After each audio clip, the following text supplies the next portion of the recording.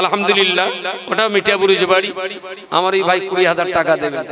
এইটা আমি মরার পর আমার জীবনীতে লিখে দেবেন, আমি যে পিচ্ছিলাম তার কারামতেই একটা, যে হুজুর কেবলা ঠিক এরকম ভাবে লিখবেন, হুজুর কেবলা রহমতুল্লাহ আলাইহি বলেছিলেন 20,000 টাকা চালিয়ে বোধহয় মানুষ দিত। হুজুর কেবলা বলতি না বলতি মিঠাপুরুষের এক বান্দা 20,000 টাকা দিলেন। ওইগুলো ভালো করে লিখে যাবেন, যাতে আমার ছেলে পিলে একটু করে কেমনে খাওয়ার লাইনটা হয়। কি বলি? আর ইউটিউবের আছে, এরাই মোটামুটি বাজার ধরিয়ে দেবে আমার ছেলে পিলের। ওইসব আমার ছেলে পিলে শুনবে, আর ছেলে পিলে শুনে বলে আমার বাপ কেরাম ছিল জানিস, উতি সারা জীবন চলে। ও যে 20,000 টাকা দেবে, কসম খোদার আমিও জানি না, আমার বাপও জানে না। সচরাচর মানুষ পেলে আরো বেশি চায়, আমার সেই ধারণা। ওটা আমার নাফসান বক্তা হিসাবে নাফসানিয়াত বলেছিলাম, আরো মনে হচ্ছিল যে 20 চাই, মনে হচ্ছিল যে 20 চাই, ওইটাই হয়ে যাবে আমার কারামত। হুজুর কেবলা যা বললো ঠিক তাই, শেষটায় তেল পানির বোতলে ফু দিতে জীবনটা কালি হয়ে যাবে। খবরদার ভাই লিখিসলে যাবে। আল্লাহ বিচার ও কুসংস্কারে মত্ত। তাই মানুষের অন্তরে নবীজির আদর্শ ভালোবাসা ফুটিয়ে তুলতে এই মহান ইসালে সাওয়াব মাহফিল। কথা বোঝা গেছে? আচ্ছা, এই ধরনের মজলিসগুলো আলাপ আলোচনা করে আমরা যা ওয়াজ নসিহত বক্তারা করি, আর আপনারা শ্রোতা হিসেবে যা শোনেন, মোটামুটি এই ওয়াজ নসিহত শুনে অনাচার, অত্যাচার, কুসংস্কার এসব বন্ধ হয়ে যায়, আর মানুষের অন্তরে নবীজির আদর্শ ভালোবাসা ফুটে ওঠে এই ধরনের সভাগুলোতে। তো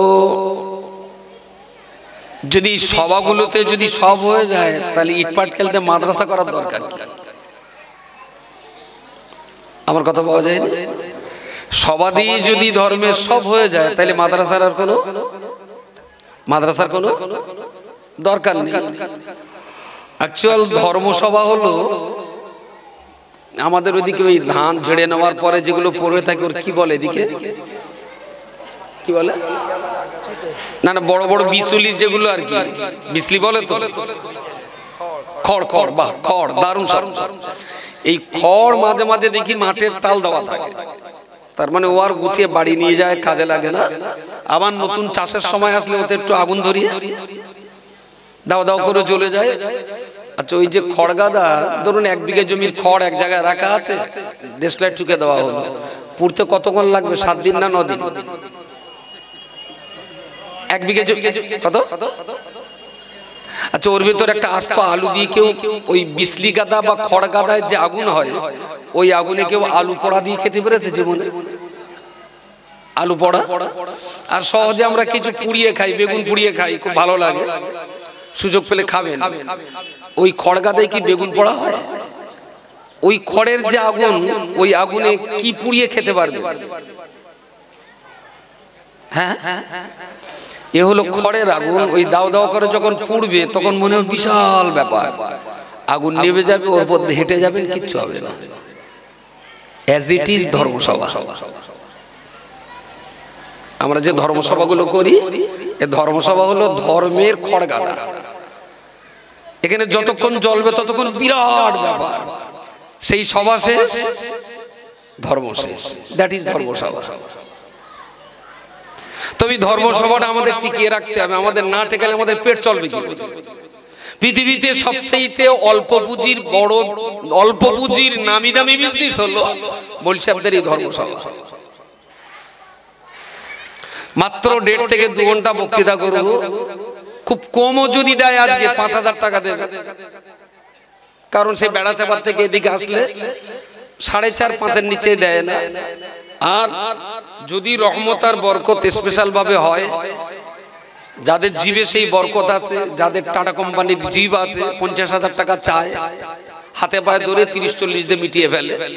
তো আমার তো নিমাই কোম্পানির জিব, এ জিবের একটু রেট আবার কম, তো এরা 5,000ই আপনি ধরুন, বাড়াবাড়ি সব বাদ দিন, মিনিমাম 5,000। আমি এখানে 1.5 ঘন্টা বক্তব্য করব, আমাকে 5,000 টাকা দেবেন। আর এই শিক্ষক কটা রাম ছাগল যে কটা আছে, ওরা পাক্কা 30 দিন এখানে ভূতির মতন খাটবে। রাত 2টোর সময় যদি একটা বাচ্চার পেট নামে, এই হুজুরদের আবার তারে ঘাড়ে করে ডাক্তার বাড়িতে নিয়ে যেতে হবে। কোনো বাচ্চা যদি হঠাৎ কিছু নেশার নামাজ পড়ে ছটফট ছটফট করতেছে, জেনে ধরেছে, লে যাও তার আবার ওজার বাড়ি। যদি না নিয়ে যায় তাহলে সেক্রেটারি আবার আছে, তার উপরে পালিশ হবে। তুমি একটা শিক্ষক থাকলে আমার বাচ্চার এই ক্ষতি হলে গেল। আমি এদের পাঁটা বললাম দুঃখ ছড়ে নেবেন না, খুব কম বদমাশ না হলে আর খোদা ওদের মাদ্রাসা মাস্টার করেছে। বিশাল পাপের ফল। রাতে দিনে 24 ঘন্টা ভূতের মতো এখানে মেহনত করতে হবে, মাস শেষে মাইনে পাবে কত? এখানে স্যালারি কত? কত? 9000। ওটা আপনি 10ই ধরেন, এদের স্যালারি 10,000 টাকা। মৌল সাহেব এখানে 2 ঘন্টা বকেলে যাবে 5,000, আর এরা 30 দিন ভূতির মতো খাটবে। 30 দিন পরে ওদের স্যালারি হলো 10,000। আচ্ছা, ধর্মসভার হুজুরি দেওয়া যে পয়সা বাকি রাখে কজন? কেউ? আমার যেটা আজকে দেবে সেটাও বাকি, যা হবে ক্যাশ। আর এদের টাকা 10,000 টাকা মাইনে কখনো 9 মাসও বাকি থাকে, কখনো। তারপরেও তাদের কাজ করে যেতে হবে।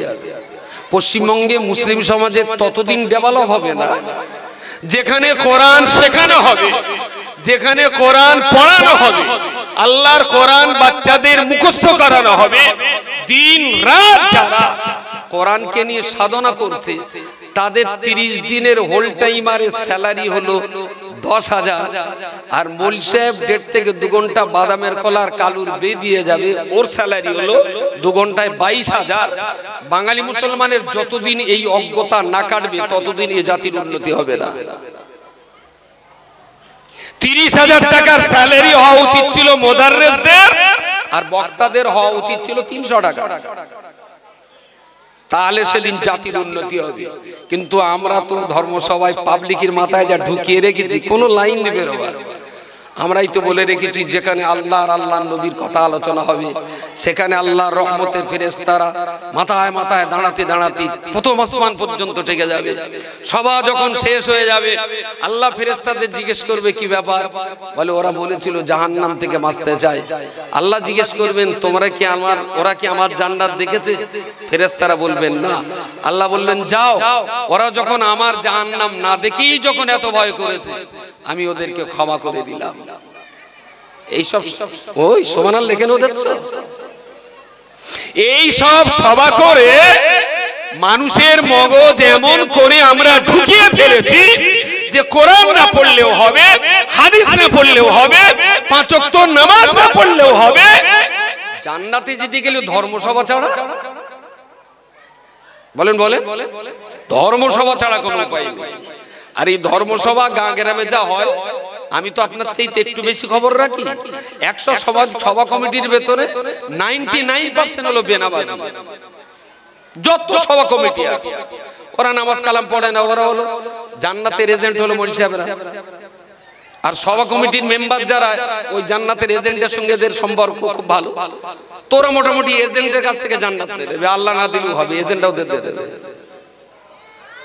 100 সদস্যের ভিতরে 99টা সদস্য নামাজ পড়ে না, আমার হিসাব বলছে। আর সেই ধর্মসভা নিয়ে পশ্চিমবঙ্গ সবচেয়ে উত্তাল। পড়াশোনা নিয়ে, এডুকেশন নিয়ে, কোরআন নিয়ে মুসলমানের মাথায় খুব বেশি টেনশন নেই। আজকে শ্রোতাগুলো আমি দেখছি আর 5টা বক্তৃতা মঞ্চের তুলনায় এইদিকে যা বক্তৃতা করি আর অনেক জায়গায় এসছি, ভাই পরিবেশটা একটু শান্ত করতে হবে, আর একটু শান্ত করতে হবে পরিবেশটা। আমি বেশিক্ষণ বলবো না, বাচ্চাগুলোর বসিয়ে দেন আর কথাটা একটু বন্ধ করেন প্লিজ। এই না ওরা আসুক। হ্যালো। আরে কচিকাচাদের বসতে দাও, যেন খুচরো পয়সা এক জায়গায় না থাকে। একটু মাঝে মাঝে ছায়না মানুষ থাকুন, পরিবেশটা একটু শান্ত। কি কথা বলছিলাম যেন? অন্য 5টা যায় এই এলাকার আর 5টা সবার তুলনায় আজকে শ্রোতাদের মুখ আর কোয়ালিটি যেন একটু ভালো লাগছে।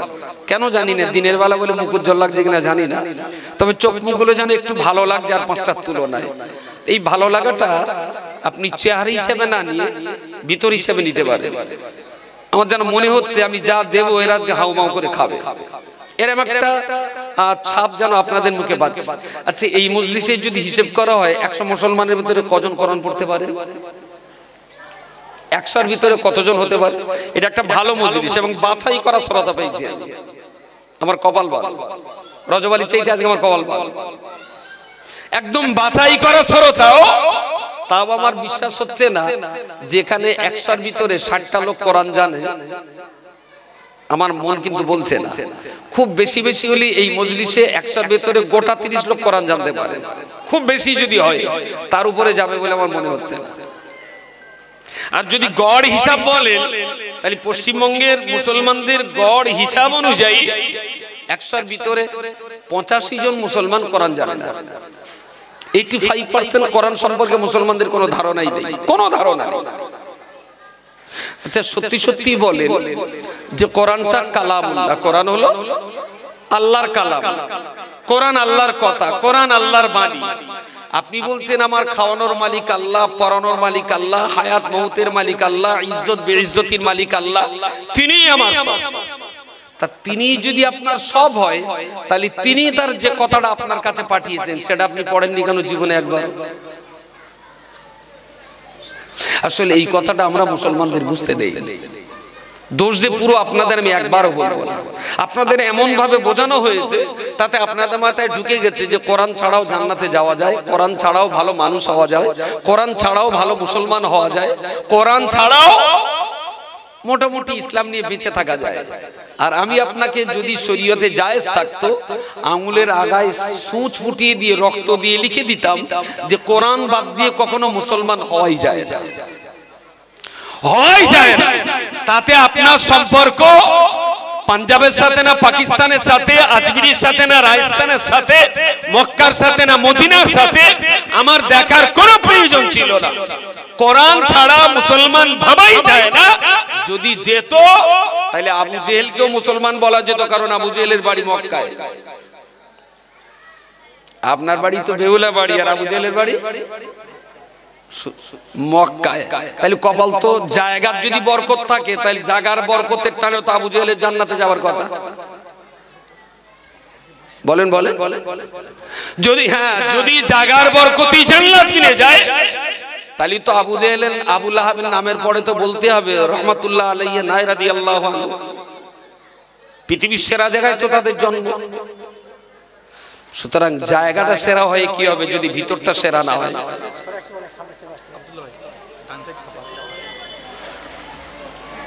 আমি বলছি কি, মালিক তো আল্লাহ, একটু সবর ইখতিয়ার করেন, মালিক তো আল্লাহ আর আমরা তার গোলাম।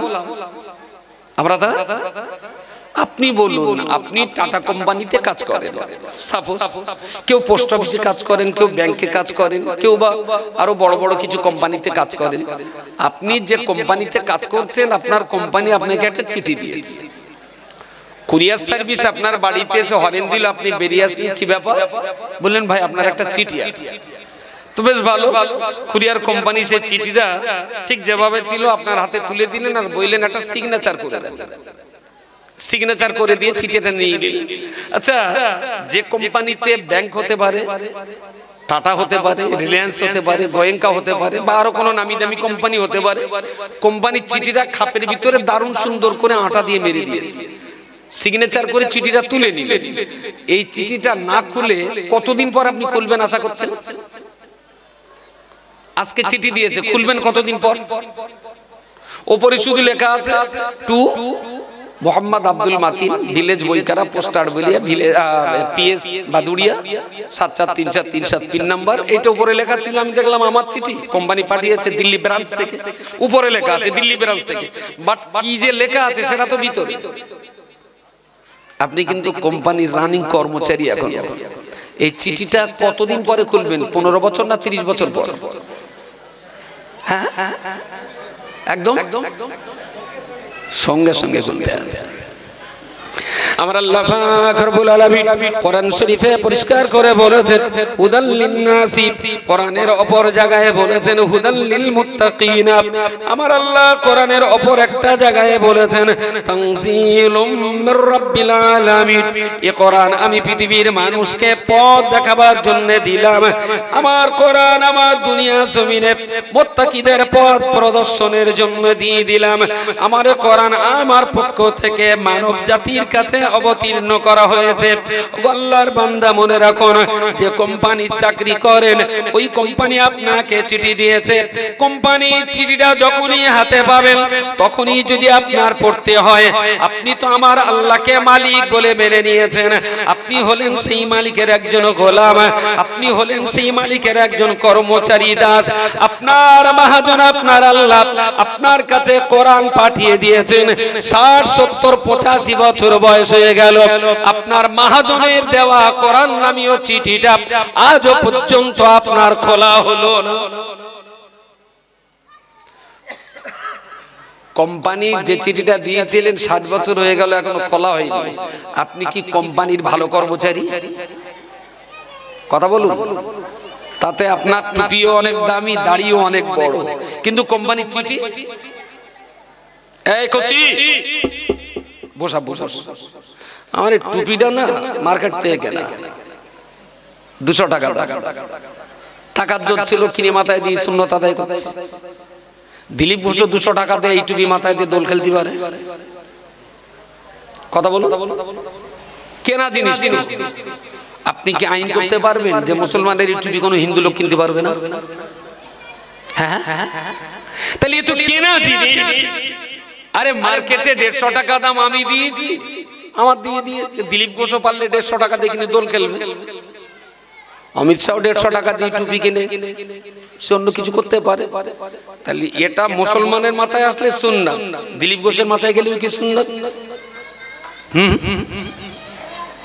সুন্নাত না। তাহলে এটা কেনা সুন্নাত, কেনা সুন্নাত।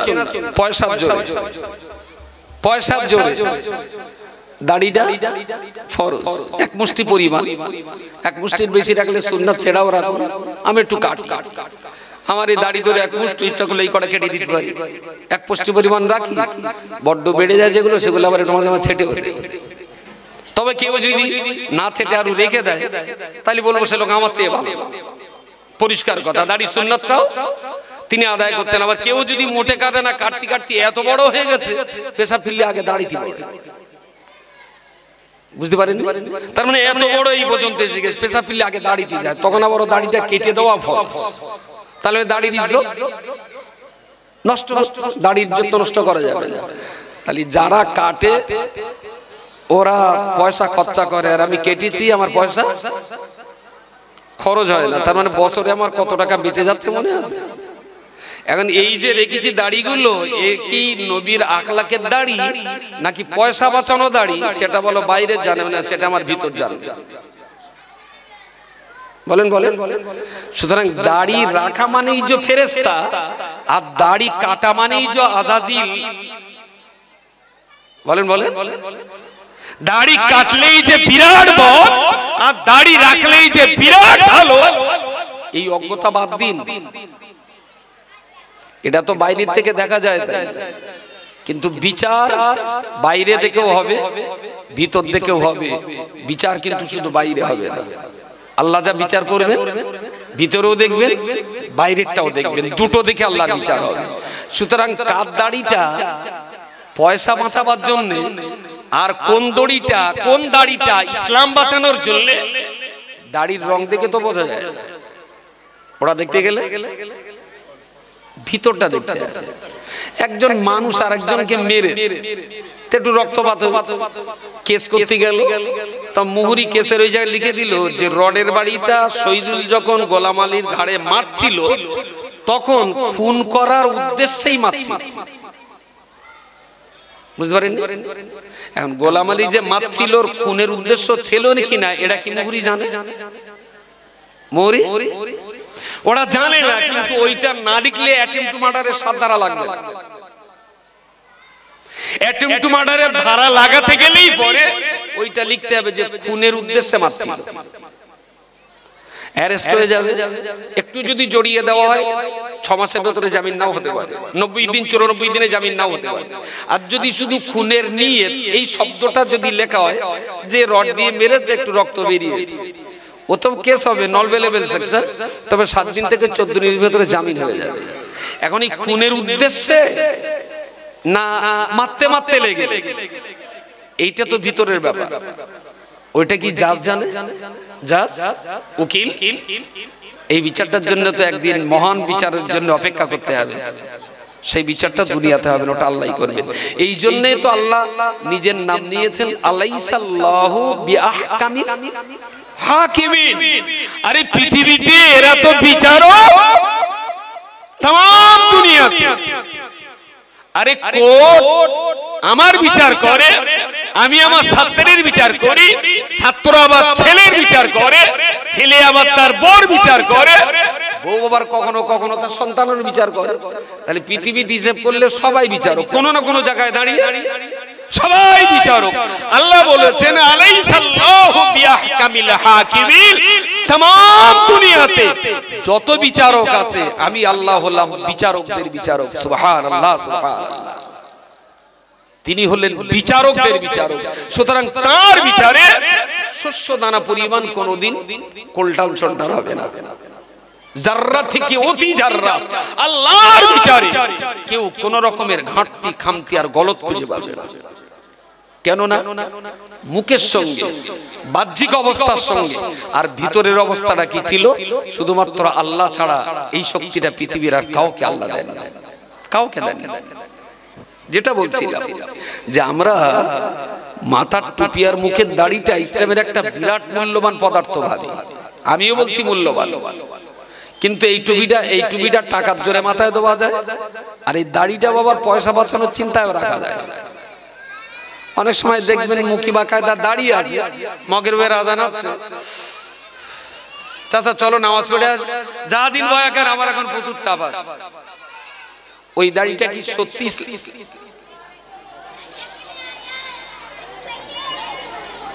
এখন ওর বারণ করলে হবে না। কুটুম বাড়ি ডেকেছেন মানে কুটুম যা করবে আপনার মেনে নিতে হবে। কুটুম বাড়ি থেকে ঝামালি ভাগাতে পারবেন না, ও বাচ্চা কাচ্চা যা চেঁচাচ্ছে চেঁচে দিতে হবে।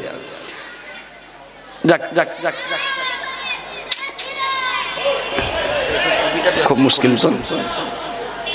মায়েদেরকে বলছি, যে সমস্ত মায়েরা এসেছেন একেবারে বাচ্চা কাচ্চা নিয়ে, ভালো হয়েছে আপনি তো বাচ্চা নিয়ে মেলায় যান, একটা প্রতিষ্ঠানে এসেছেন, তার জন্য ধন্যবাদ।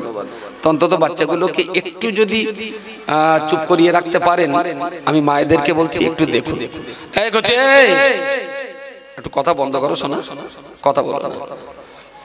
যাক, যে কথাটা বলতে বলতে এতদূর পর্যন্ত এলাম যে আমরা যারা ইসলাম ধর্মের উপরে আছি এবং সাধনা করছি, তাদের কাছে আমার ইস্তেহার নিয়ে শুরু করেছিলাম যে মালিকের দেওয়া একমাত্র চিঠি কোরআনুল কারীম এখনো যাদের খোলা হয়নি, একটু সিল প্যাকটা কেটে দেখা দরকার মালিক আপনাকে কি কি বার্তা পাঠিয়েছে।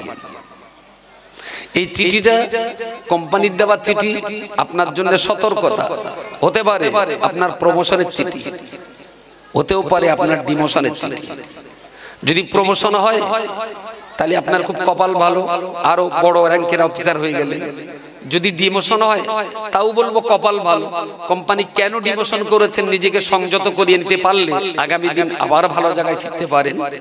তো কোরআনুল কারীম এটা আল্লাহর দেওয়া একটা চিঠি, এটা খুলুন, পড়ুন, দেখুন মালিকের আপনার চরিত্র, আপনার অবস্থানের ভিত্তিতে মালিক আপনাকে প্রমোট করছেন, মালিক আপনাকে অনেক ভালো বলছেন, না মালিকের বর্ণনা অনুযায়ী আপনি খারাপ হচ্ছেন।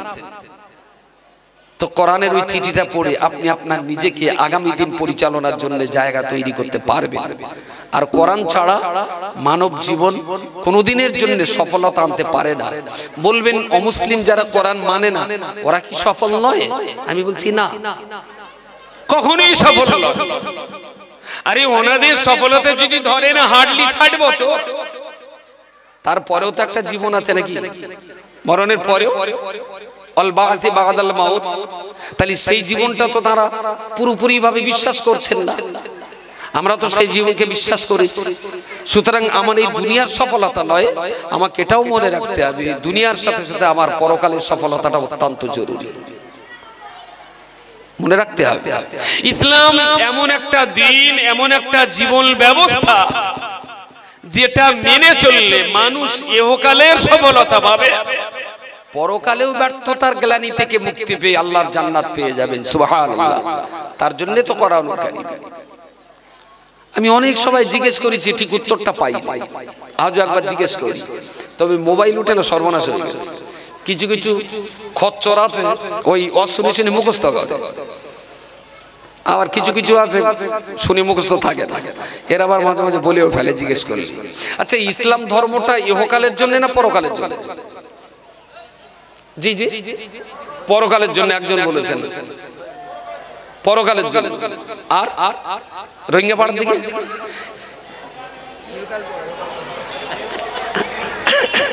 তার মানে এর ভেতরেও টিএমসি, সিপিএম, বিজেপি তিনটি এক জায়গায় নেই।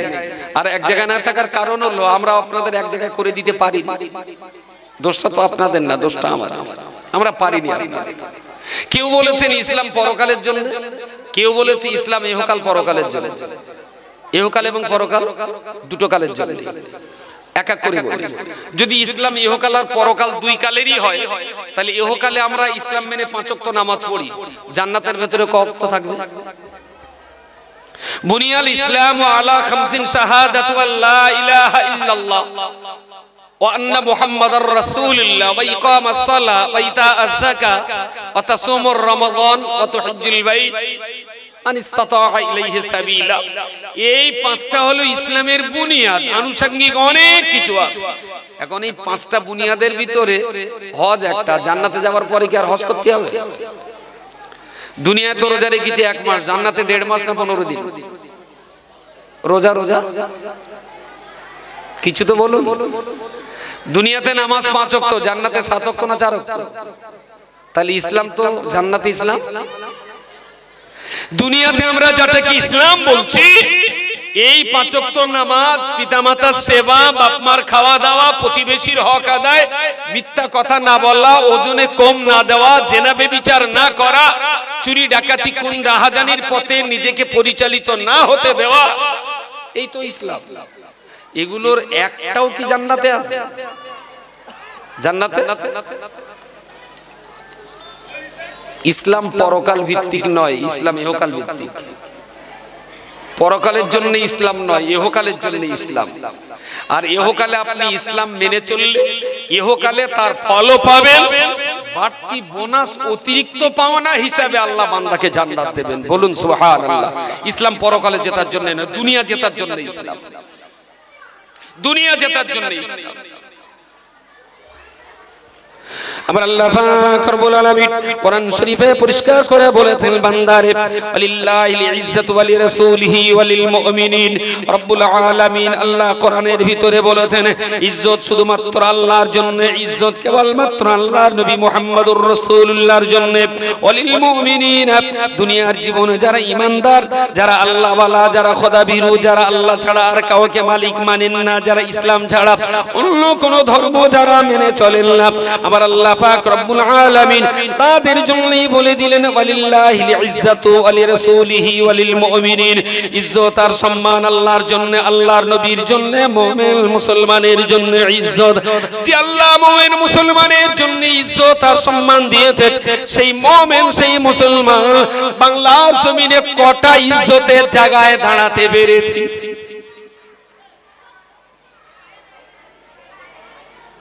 রমজান মাসে কিছু মায়েরা বোরকা মুড়ি দিয়ে যাকাতের টাকা নিতে আসে, আসে না? আমি দুটোটা ধরে ফেলেছি। এমনি আমি মানুষ হিসেবে খুব ভালো না, কথাবার্তা বলতে বলতেই আমি বুঝতে পেরেছি যে মুসলমান না। তাই বললাম, কাকি তুমি পর্দা করলো, তুমি তো হিন্দু, তুমি পর্দা করলে পাপ হবে না। মাথার যেই তুলে দেশে সিঁদুরও দেখা গেছে। তাই বললাম, তা বোরকা পরলেন? তাহলে খোকা বোরকা না পরে গেলি না, জাকাতের টাকা দেয় না। আচ্ছা, এটা না একটু অন্য বোরকা আমি ছেড়েই দিলাম, বেচারা দুটো টাকা পাওয়ার জন্য এসছে, দেন টাকা দেন, অসুবিধা নেই। কিন্তু পিওর মুসলমানের বাড়ির মায়েরাও তো বোরকা পরে, জাকাতের টাকা নিতে যায়। সে শুধু একদিন পরে না, সারা বছর পরে, দেবেন, কোনো অসুবিধা নেই। আচ্ছা, এই বোরকা মুড়ি দিয়ে ভিক্ষা করতে আসা, ওর বোরকারও একটা ইজ্জত আছে। আর ফাতেমা সালমা যখন বোরকা পরে তার পার্সোনাল স্কট থেকে যখন নামে, 5টা পুলিশ একটা সামনে দুটো দুই দিকে স্কট করে যখন ডিএম এর চেয়ার পর্যন্ত নিয়ে যায়, তারও মাথায় বোরকা। এটা ডিএম, ভদ্র মহিলা, ডিএম ডিস্ট্রিক্ট ম্যাজিস্ট্রেট, পুরো দেহটা বোরকায় ঢাকা, হাতে হ্যান্ড গ্লাভস, মাথার এখান থেকে এই অংশটা খোলা। গাড়ি থেকে নামলেন, দুই ধারে দুটো পুলিশ বন্দুকধারী, সামনে একটা, ওরা 5 জন স্কট করে অফিসে নিয়ে গেলেন। উনি যে নিজের চেয়ারে বসবেন, নিজের চেয়ারে বসবেন, এসডিও, বিডিও, আপনার ওসি, আইসি, এডিএম, এনারা সবাই যে ওনার দেয়ালের ধারে দাঁড়িয়ে বলবেন, may I coming madam? Madam আমার চোখ চেয়ে দেখে বলবেন ইয়েস। ওই মহিলাটা যতক্ষণ ইয়েস না বলবে ততক্ষণ এসডিও, বিডিও দরজা ধরে দাঁড়িয়ে থাকতে হবে, ঢুকতে পারবে না। আচ্ছা, ভিক্ষা করতে আসা বোরকা আর ডিএম এর গায়ে বোরকা, আপনি আপনি কোন বোরকাটা চান? তাড়াতাড়ি বলেন। ইসলামের ইজ্জত, ইন্নাল ইজ্জাতা লিল্লাহ ওয়া লিরাসূলিহি ওয়া লিল মুমিনিন।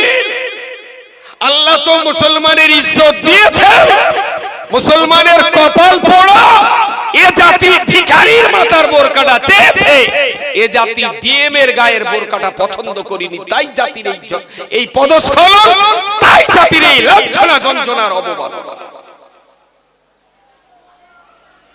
জাতি বোরকার গায়ে, জাতি ভিখারির গায়ে বোরকা চেয়েছে, জাতি ডিএম এর গায়ে বোরকা চাই। আমার কথা কিছু যাচ্ছে না? মাথার উপর দিয়ে বেরোচ্ছে, বলি কথা কিছু বোঝা যাচ্ছে? কোন বোরকার ইজ্জত আছে? আল্লাহ তো ইজ্জত দিয়েছেন, ইন্নাল ইজ্জাতা লিল্লাহি ওয়া লিরাসূলিহি ওয়া লিল মুমিনিন। আর ভুল হচ্ছে না তো? ওয়ালিল্লাহিল ইজ্জাতু। আমি তো আর হাফেজ না, আমার আবার এদের কাছে ধার দেনা করে চালাতে হয়। ওয়ালিল্লাহিল ইজ্জাতু ওয়া লিরাসূলিহি ওয়া লিল মুমিনিন। তো মুমিনের তো ইজ্জত আল্লাহ দিয়েছে, তা বোরকার ইজ্জত আছে, সেটা আমরা নিয়েছি, তবে ডিএম এর বোরকা নেইনি, ভিখারির বোরকাটা নিয়েছি।